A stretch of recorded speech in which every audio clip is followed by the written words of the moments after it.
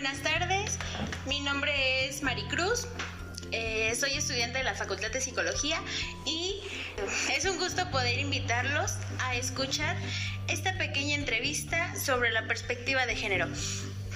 Creo que la perspectiva de género es un tema muy importante, ya que este tema se ha estado abordando o ha estado impactando mucho en la sociedad. Bueno, en esta ocasión me acompañan mis compañeras Angie, Liz y Jose. Y además contaremos con la participación del profesor José Antonio Zavala Mesa, el cual es profesor en la Facultad de Psicología de la Universidad Michoacana, en la Unidad Profesional de Ciudad Hidalgo. Es maestro en Ciencias de Desarrollo Rural Regional por la Universidad Autónoma de Chapingo, candidato a maestro en Educación y Docencia por la Universidad Michoacana de San Nicolás de Hidalgo. Ha trabajado con grupos vulnerables y temas en salud y educación sexual. Además, es asesor y lector de tesis sobre estudios de género y diversidad sexual. De igual manera, ha publicado artículos, capítulos de libro y disertación de conferencias en dichos temas. Hola profesor, es un gusto tenerlo aquí con nosotros. Le agradecemos, mis compañeras y yo, que aceptara nuestra invitación. Al contrario, chicas, agradezco la invitación. Pues en lo que pueda yo contribuir. Yo encantado de poder hablar de este tipo de temas, que bueno, ya he tenido la oportunidad de platicar con ustedes en algunas materias, como es el caso de sexualidad y género, y bueno, pues algunos otros eventos que hemos podido llevar a cabo en la Unidad Profesional de Ciudad Hidalgo. Es un tema bastante amplio, interesante, y considero que es importante que estemos informados. ¿Por qué? Porque muchas veces he visto que el hecho de que no estemos bien informados acerca de estos temas causa la desorientación de las personas.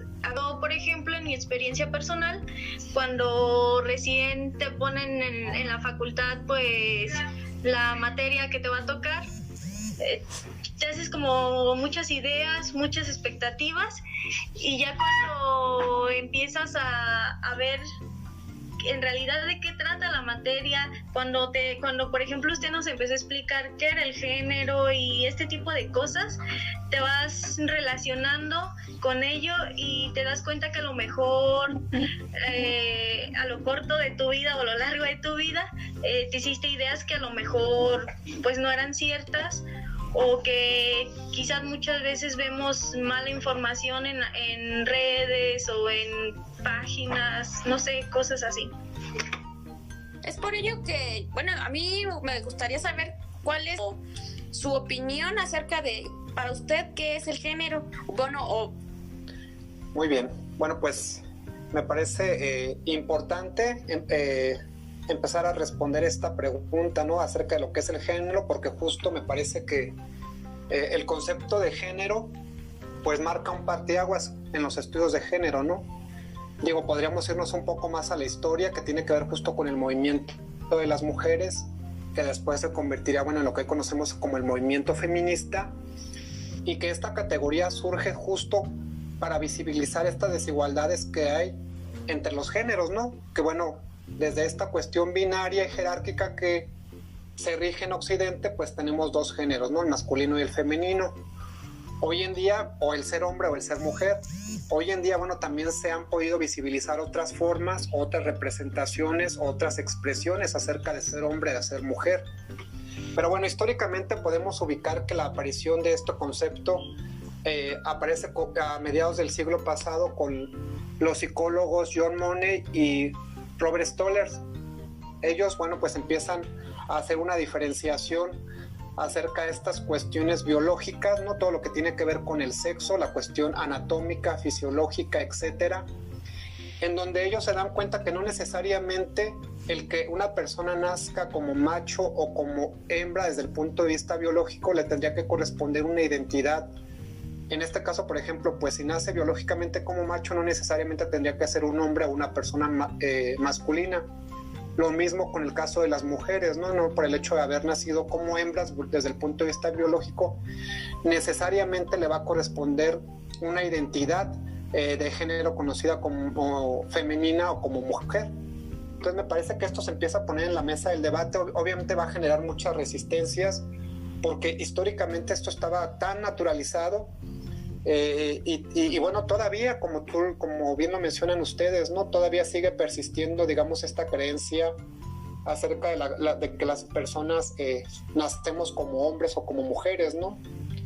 Y bueno, pues vamos a ver muchas estudiosas, muchos autoras, entre ellas Simone de Beauvoir, que justo empieza a cuestionar esta parte, ¿no? Ella habla esta frase célebre de no se nace mujer, se llega a serlo, ¿no? Y con esto pues está diciendo que el género como tal se trata de una categoría, una construcción social, algo que vamos generando, creando, construyendo y deconstruyendo a lo largo de nuestra vida, ¿no? Desde que nacemos hasta prácticamente cuando morimos, ¿no? Hay quienes dicen que inclusive desde antes, a través de la asignación del género. Hoy en día, bueno, pues a través de la tecnología se puede saber el sexo de las personas y entonces se empieza a generar toda una serie ahí de expectativas con respecto a lo que se espera de una persona, ¿no?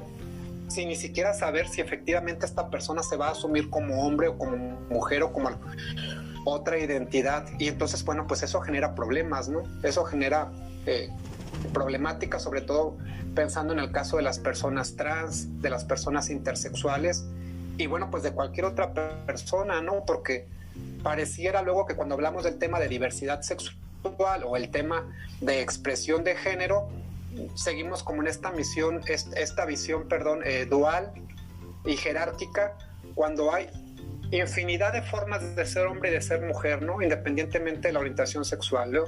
Y esto lo menciono, lo enfatizo sobre todo porque pareciera que las personas heterosexuales quedan excluidas del tema de la diversidad sexual, ¿no? De la diversidad de expresiones de género, y me parece que no, también tenemos que ser enfáticos y también tenemos que ser analíticos y críticos de estas formas de ser hombre o de ser mujer en todo.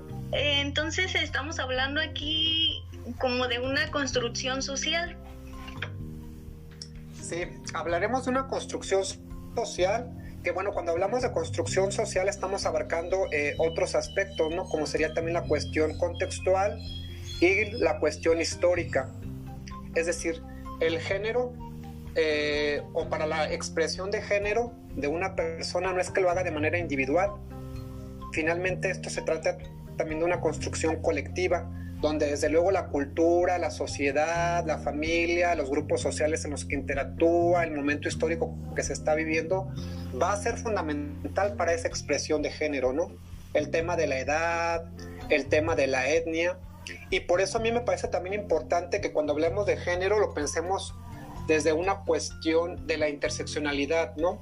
Es decir, esta relación que existe, pues también con otros aspectos de nuestra vida, ¿no? Que nos van a dar identidad, como, no solamente como hombres o como mujeres, sino también como estudiantes, como hermanos, como hijos, como personas afrodescendientes, como personas indígenas, como personas migrantes.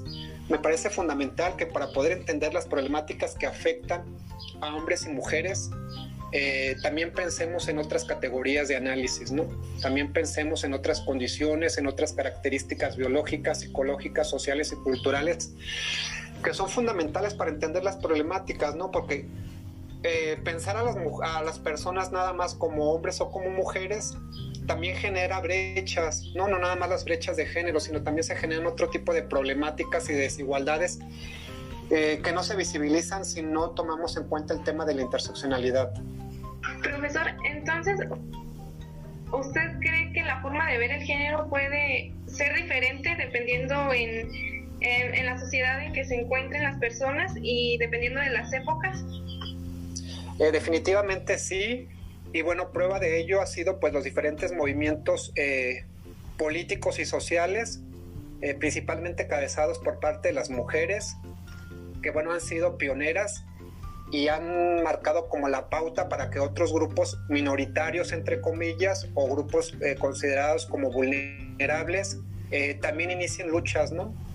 Es decir, las mujeres han sido pioneras en esta parte de poner en la mesa del debate pues las desigualdades que hay en materia de los géneros, ¿no? De las relaciones personales e interpersonales e intragrupales que hay entre hombres y mujeres, y que bueno, justo ahí podríamos pensar en otros ámbitos, ¿no? Podríamos pensar en el movimiento LGBT, podríamos pensar en los movimientos afrodescendientes o de las personas pues sí, afrodescendientes, ¿no? Que también han tenido luchas encabezadas, por ejemplo, por el tema de la libertad o de la abolición de la esclavitud. En fin, me parece que sí es importante, ¿no? Poder analizar, y para eso me parece que el tema de la perspectiva de género nos permite justo visibilizar este tema de las desigualdades. Tienes razón pues en todo esto, aparte de, como lo decía en un inicio, ¿no? De que a veces desde que nacemos nos designan, ¿no? Que si eres mujer o que si eres hombre, creo que desde que nacemos hasta que si la cobijita azul, que si la cobijita rosita, y entonces así como dice de que dicen, ¿no? O nacen, por ejemplo, si eres hombre y no falta, ¿no? A veces yo creo que muy inconscientemente hasta en la escuela sucede que, por ejemplo, ayúdenme a, no sé, la maestra no falta que diga, ayúdenme a levantar las bancas o a levantar el escritorio, y que dice, pero pues los hombres, y es, pero ¿por qué los hombres? Es porque es hombre, porque pues él es el de la fuerza. Como que siento que siempre ha sido así de que a los hombres se les designa ciertas características, a las mujeres siempre se les designa algunas características como de más débil, como más sentimental y cosas así. Entonces, ¿qué pasa? Que durante el tiempo pues hay una como transformación, o por ejemplo se intercambian como estos roles, la gente lo ve mal, pero bueno, creo que no nos dan como la oportunidad de que queramos hacer otras cosas, porque por el hecho de que siempre, por ejemplo, hasta en la religión, ¿no? No, es que el hombre siempre va a ser como la cabeza de la mujer, y eso pues evita que la mujer pueda como salir adelante, que pueda hacer como algo más. Sí, definitivamente esto que mencionas, Jos, tiene que ver con lo que se conoce como sistema sexo-género, y que es un sistema que nos han querido presentar como algo natural. Es decir, pues ya un poco, ¿no? Lo que les mencionaba acerca de que desde el punto de vista biológico, anatómico y fisiológico, durante el nacimiento se asigna un sexo o un género a las personas, ¿no? Bueno, se pretendería que actuara a partir del sexo de determinada forma, ¿no? Y esto vemos, como tú bien lo señalabas, que se va repitiendo o reproduciendo en los diferentes ámbitos. Yo creo que tendríamos, si bien en la escuela esto sucede, tendríamos que irnos un poco más atrás, ¿no? Porque es justo en la familia, el primer grupo social al que pertenecemos, en donde se empiezan a generar todas estas expectativas y todas estas asignaciones de roles de género, ¿no? Y bueno, con ello pues obviamente los estereotipos que ya tú mencionabas, bueno, que son estereotipos pues marcados por la cuestión jerárquica, por la cuestión dual y por la cuestión antagónica, ¿no? Es decir, vemos a lo masculino como superior dentro de lo que se conoce como el ámbito público, ¿no? Donde hay un reconocimiento social e inclusive pues también una remuneración económica, ¿no? Toda una serie de privilegios que ahí como varones sería importante que nosotros nos pudiéramos cuestionar. Y por otro lado, bueno, pues toda esta cuestión de opresión, de violencia que se genera hacia las mujeres, y que bueno, esto mismo lo vemos o lo podemos ir viendo cómo se reproduce también en otros ámbitos, en otros grupos, ¿no? Ya yo les mencionaba un poco acerca del tema de la diversidad sexual, ¿no? Donde también se pretende que este sistema sexo-género se reproduzca, ¿no? Se reproduzca en otros grupos. Y bueno, pues va desde luego muy de la mano también lo que se conoce como el modelo heteronormativo, ¿no? Que también trae una serie de mandatos acerca de lo que es ser hombre y ser mujer, ¿no? Obviamente también tú hablabas acerca de las instituciones, y me parece que ahí el tema de la iglesia y el Estado son quienes a través del matrimonio legitiman las relaciones, ¿no? Las relaciones de pareja, ¿no? Que se esperaría que fueran entre un hombre y una mujer. Me parece que, bueno, pensando en todo esto que hablábamos acerca de los movimientos y las luchas y lo que se ha logrado, pues mucho ha tenido que ver con esta parte de pues el reconocimiento del matrimonio igualitario, ¿no? El matrimonio, pues no nada más entre un hombre o una mujer, sino también entre dos mujeres o entre dos hombres que así lo decidan. Y así podríamos hablar de otros logros que se han tenido o que se han podido tener en materia de derechos sexuales y reproductivos.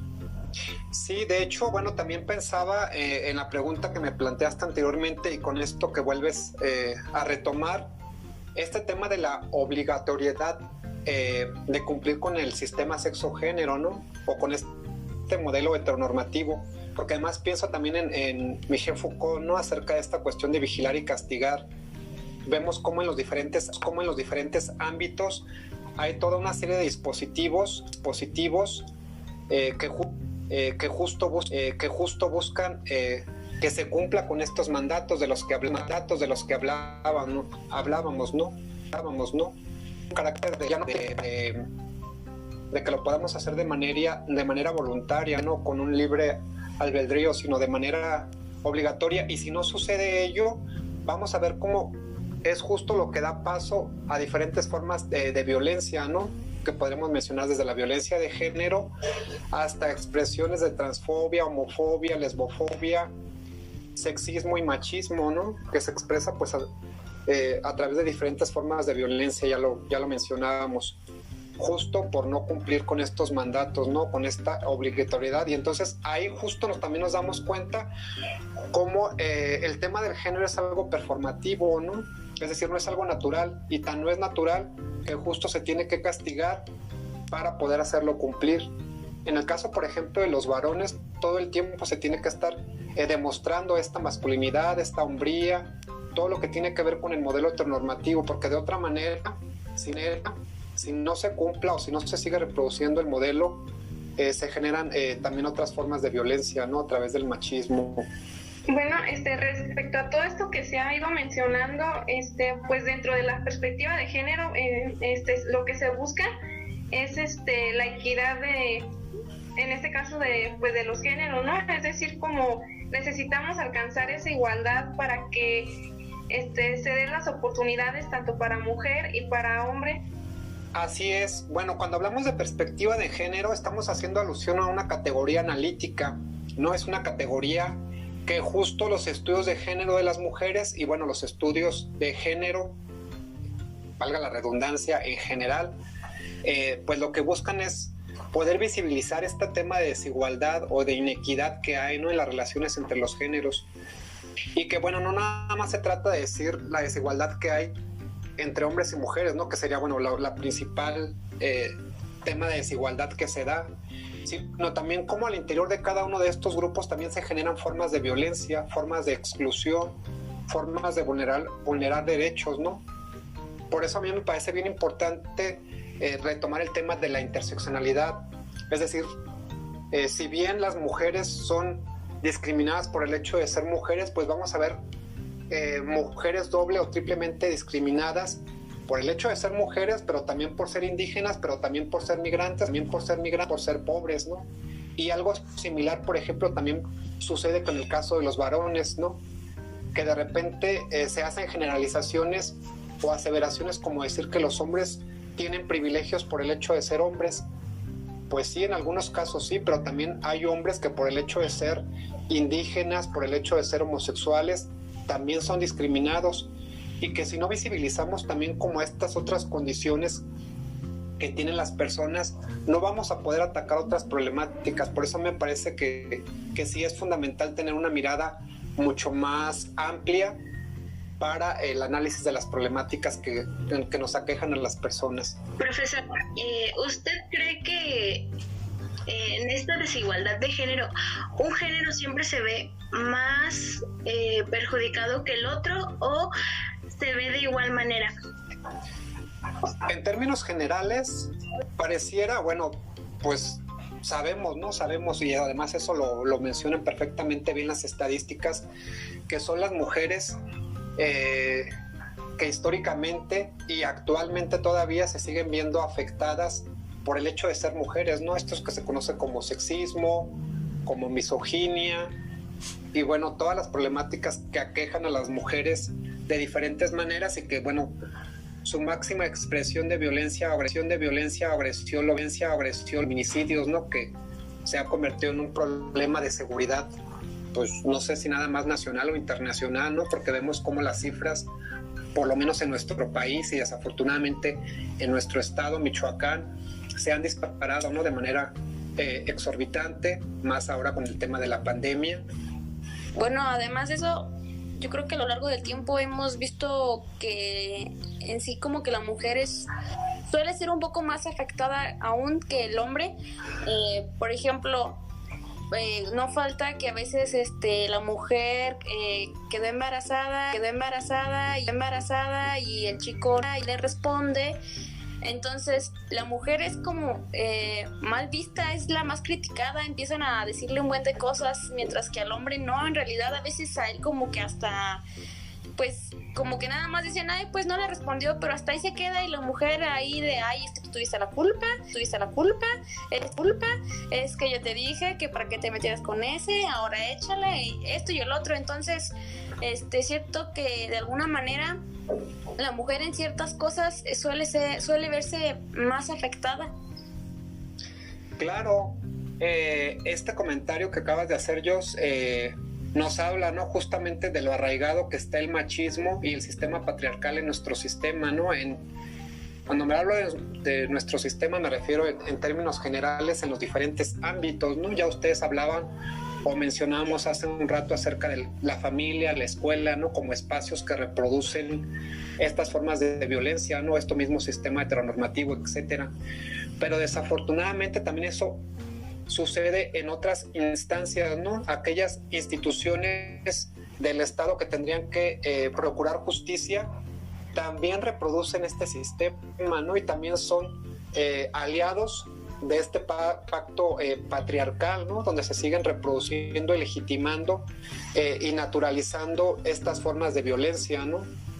En donde se sigue criminalizando o revictimizando a las víctimas, por ejemplo, de violación, de feminicidio, de las mujeres, que se les impide ejercer sus derechos sexuales y reproductivos, ¿no? Como sería el derecho al aborto y como sería el derecho a tener acceso a insumos para ejercer su sexualidad de manera plena, ¿no?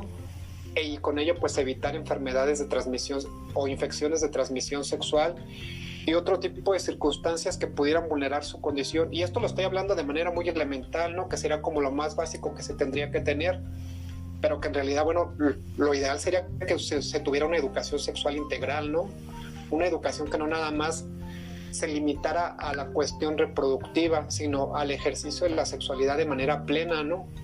Y con ello estoy hablando no nada más de la parte del cuidado del cuerpo, que desde luego es fundamental, sino también de esta salud integral en el aspecto psicológico y en los diferentes ámbitos.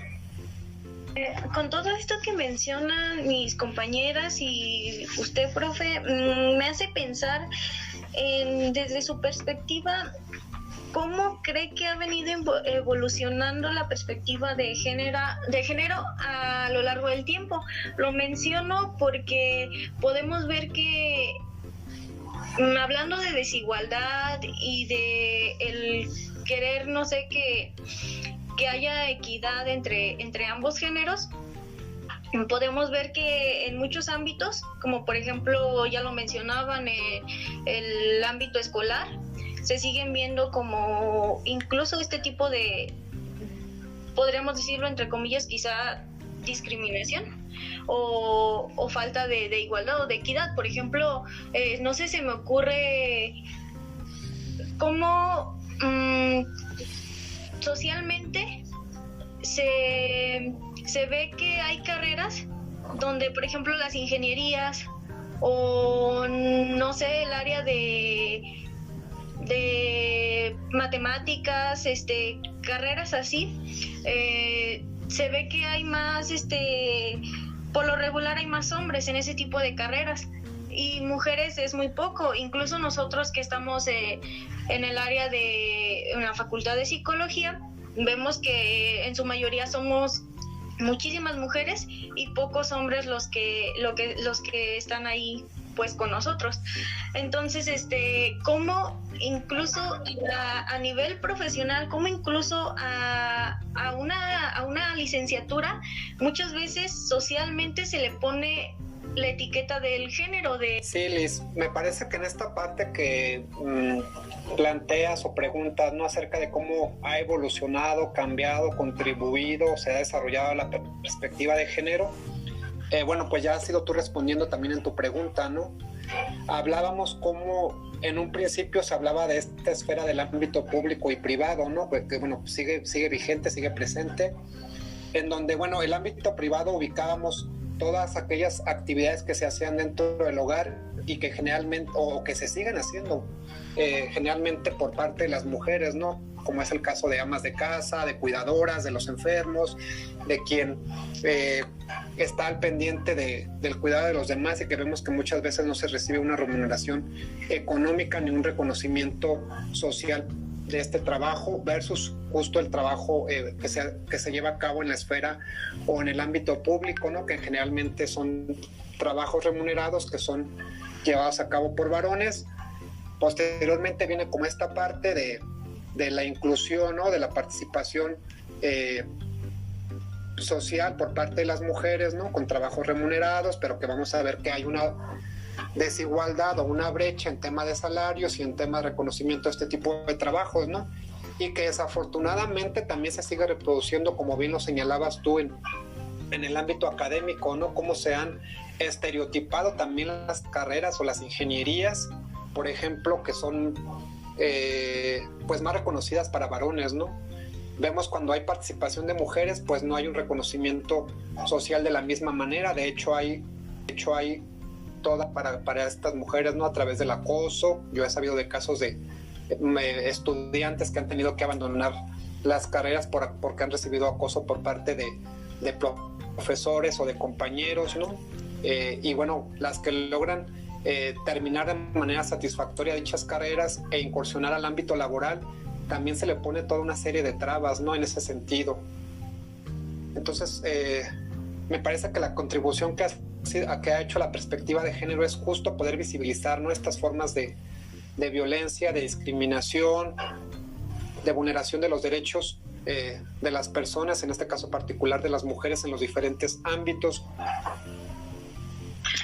Bueno, profe, ya para terminar, creo que es muy importante lo que usted nos ha mencionado, que esta perspectiva de género pues nos ha traído pues muchos beneficios, pero así ya por último, ¿usted qué nos puede decir o cuáles serían como estas consecuencias de que no haya una correcta información sobre lo que es la perspectiva de género?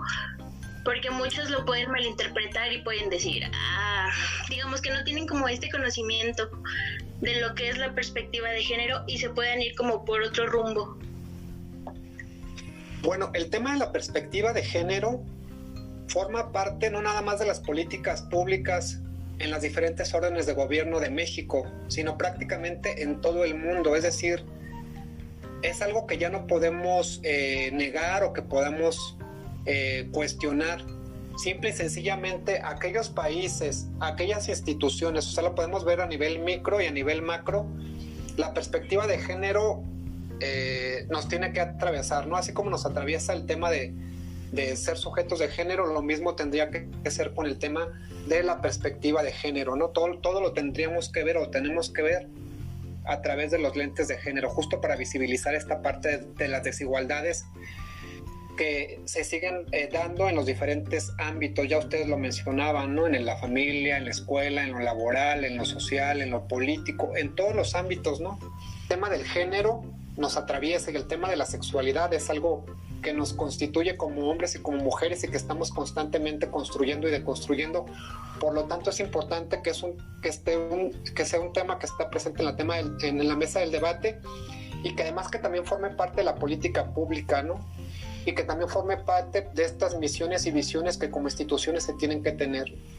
Es decir, ya es un tema pues a lo mejor va a sonar muy fuerte lo que voy a decir, un tema obligado, ¿no? Un tema obligado justo por la problemática de violencia que estamos viviendo en la actualidad, y que me parece que también ese es un síntoma, una situación que dice algo no estamos haciendo bien o algo se está dejando de hacer que no se ha logrado reducir, ¿no? Ahí podríamos hablar de muchos temas, me parece que tiene que ver con la corrupción, con un montón de temas, ¿no? Que también, pensando nuevamente en el tema de la interseccionalidad, algo está influyendo para que esto no... Pues sí, creo que sí se ha aportado bastante y han ocurrido cambios, pero sobre todo creo que es un tema que nos compete a todos, pues en todos los aspectos y en bastantes ámbitos, y pues por lo que vimos también es un tema bastante largo con muchísimo que decir.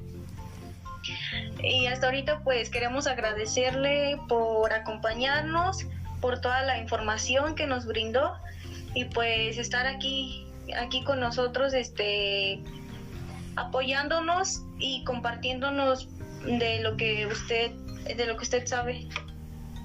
No, hombre, yo encantado, como les decía al principio, de hablar de este tipo de temas. Yo sé que quizás unos minutos nada son suficientes para abordar lo amplio y complejo que es este tipo de temáticas, pero yo celebro y agradezco la invitación, y la celebro justo por lo que les decía, ¿no? Que es importante hablar y tocar este tipo de temas.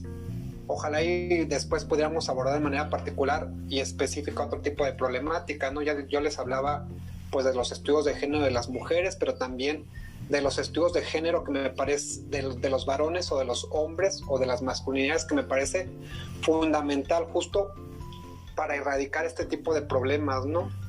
Quizás no de raíz, pero sí irnos repensando como varones, porque me parece que mucho el trabajo que se hace es por parte de las mujeres y los hombres poco nos hemos responsabilizado de ello. A usted, profesor, y gracias a todos los que se tomaron este pequeño tiempo de escuchar nuestra entrevista. De igual manera, los invito a seguirnos por todas nuestras redes sociales, que es Facebook, Instagram, Snapchat, y los invito a escucharnos mañana en nuestro segundo capítulo de Psiquemanélisis, Conectando Mentes, por la plataforma de Spotify y YouTube. Hasta luego.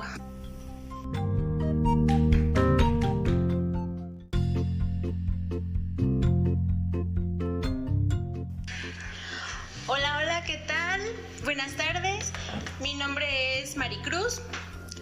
Soy estudiante de la Facultad de Psicología y es un gusto poder invitarlos a escuchar esta pequeña entrevista sobre la perspectiva de género. Creo que la perspectiva de género es un tema muy importante, ya que este tema se ha estado abordando o ha estado impactando mucho en la sociedad.